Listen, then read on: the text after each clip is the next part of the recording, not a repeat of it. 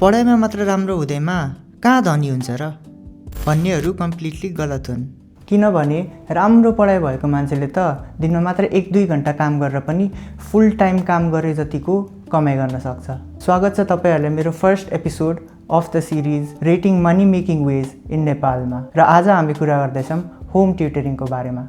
कोही पनि प्यारेन्ट्सले आफ्नो बच्चाको पढाइमा इम्प्रुभमेन्ट होस् भनेर टिचरहरूलाई क्लासको लेभल अनि लोकेसन हेरेर चाहिँ 5,000, 10,000, 15,000सम्म पनि सजिलै दिइरहेका हुन्छन्। यसरी नै सिम्पल तरिकाले हिसाब गर्ने हो भने दिनमा मात्र 2टा स्टुडेन्टलाई तपाईँले 1 आवर दिनुभयो भने at the rate of 10,000 rupees per month तपाईँले मन्थली 20,000 कमाउन सक्नुहुन्छ। कतिपय मान्छेले त दिनभर काम गरेर बल्ल 20,000 कमाइरहेको हुन्छन्। त्यही भएर होम ट्युटरिङ चाहिँ कमाइको लागि चाहिँ एकदम राम्रो अप्सन चाहिँ हुनसक्छ। म Rijan Barasini, I am from Pokhara. तपाईँले चाहिँ कुन ग्रेडको स्टुडेन्टहरूलाई चाहिँ पढाउनुहुन्थ्यो या हुन्छ? मैले चाहिँ स्टार्टिङ मैले 5-4 देखि एट द उस चाहिँ 11सम्म मैले पढाएको छु। 12को चाहिँ मैले पढाउन सके छैन, मैले पाएको पनि छैन, अपर्च्युनिटी पाएको पनि छैन। मैले पायो भने मैले सक्छु होला, फिजिक्स म्याथ सक्छु। बट या अन एभरेज 4 देखि 11सम्म मैले पढाइरहेको छु। तपाईँले चाहिँ कतिको पैसा चाहिँ चार्ज गरेर राख्नुहुन्छ प्यारेन्ट्सहरूसँग? सो एज एन एभरेज चाहिँ हाम्रो विद्यार्थीको रेगुलर स्कुल फीसँग नै दाच्दाखेरि मिल्ने खालको चाहिँ फी हुन्छ। रेन्ज चाहिँ कति जति हुने भयो त? रेन्ज 5,500 बेसदेखि 18,000 एट द टप मोस्ट 12सम्मको जान्छ। हजुरले चाहिँ आफ्नो पहिलो विद्यार्थी चाहिँ कहिले पाउनु भएको थियो? यो इन्ट्रेस्टिङ छ। मैले चाहिँ 12th क्लास हुँदाखेरि चाहिँ मैले पढाएको थिएँ, मैले कम्प्युटर इन्स्टिट्युसनमा पढाएको थिएँ। हाम्रो टिचरको थियो कि कम्प्युटर इन्स्टिट्युसन। म चाहिँ त्यहाँ गएर म पढाउँछु नि, म एज एन लेक्चरर आउँछु भनेको थियो। हुन्छ पढाउनु त ट्रेनरको रूपमा पढाऊ भन्नु थियो। र मैले 12th क्लासमा पाएको सिनियर टिचर्स नै पाएको त्यति बेला। फार वेस्टर्न नेपालको लागि चाहिँ टिचरहरूले ट्रेनिङ लिन आएको थिएँ, त्यहाँ पाएको थिएँ। र त्यो ओल्डेस्ट स्टुडेन्ट भएर यङ्गेस्टमा चाहिँ त्यो क्लास 4को पाएको छु मैले। अब तपाईँलाई चाहिँ एज अ होम ट्युटर काम गर्नको लागि चाहिँ के कस्तो क्वालिफिकेसन चाहिन्छ होला या यतिको चाहिँ हुनुपर्छ भन्ने के कसो छ त? होम ट्युसनिङ पढाउँदाखेरि चाहिँ मेनली जान्ने छु भन्दा नि पढाउन सक्छु भन्ने हुनुपर्छ। किन विद्यार्थीले स्कुलमा हामीभन्दा धेरै क्वालिफाइड टिचरहरूले पढाएको नबुझिकन हामीसँग आएको होइन। स्कुलले पढाउन नसकेको हामीसँग आइसकेपछि हामीले विद्यार्थीलाई चाहिँ कसरी कन्सल्ट गर्ने, किन every student has different way of learning के त्यो कुराहरू लिने फरक फरक तरिका छ। त्यो बुझ्न सक्नु पर्यो।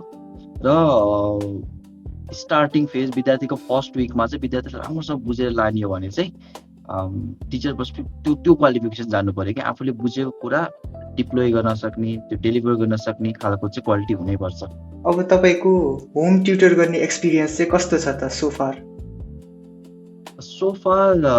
It's good. त्यसरी मैले इन्स्टिट्युसनमा पढाएको छु, मैले ट्रेनिङ सेन्टरमा पढाएको छु। बट होम ट्युसनिङ इज अलिकति डिफिकल्ट भनेको ट्रान्सपोर्टेसनसँग मात्र हो होइन। अब यता जाने उता जाने स्कुटर त्यो जाम, ट्राफिक जामहरूको लफडा हो। तर नत्र कम्फोर्ट जोनभन्दा बाहिर बसेर काम गर्नुपर्छ। बट रेस्पेक्ट एन्ड उस चाहिँ अफिसभन्दा यता होम ट्युटरिङमा बढी पाइन्छ कि प्यारेन्ट्ससँग डाइरेक्टली हामीसँग इन्टरेक्ट हुन पाइन्छ। So that is easier to convey the message.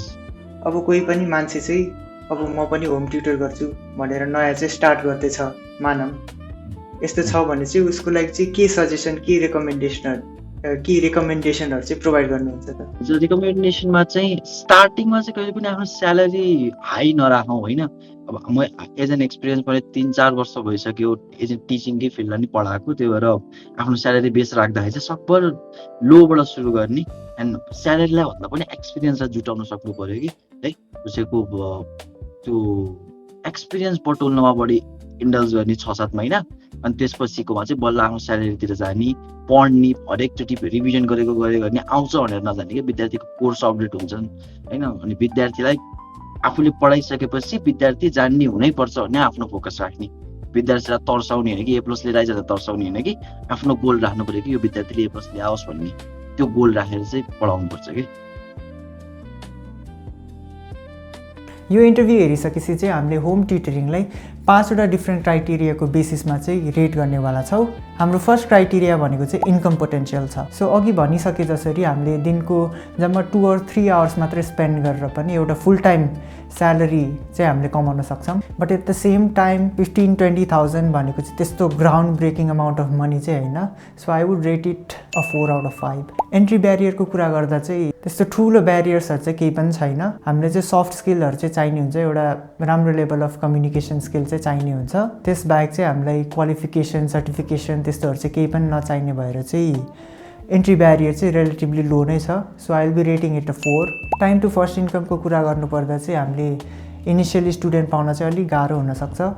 Although we can pay commission to agencies, अनि यसरी काम गर्दा चाहिँ रिलेटिभली सजिलो हुनसक्छ, तर हाम्रो इन्कम चाहिँ अलिकति घट्न सक्छ।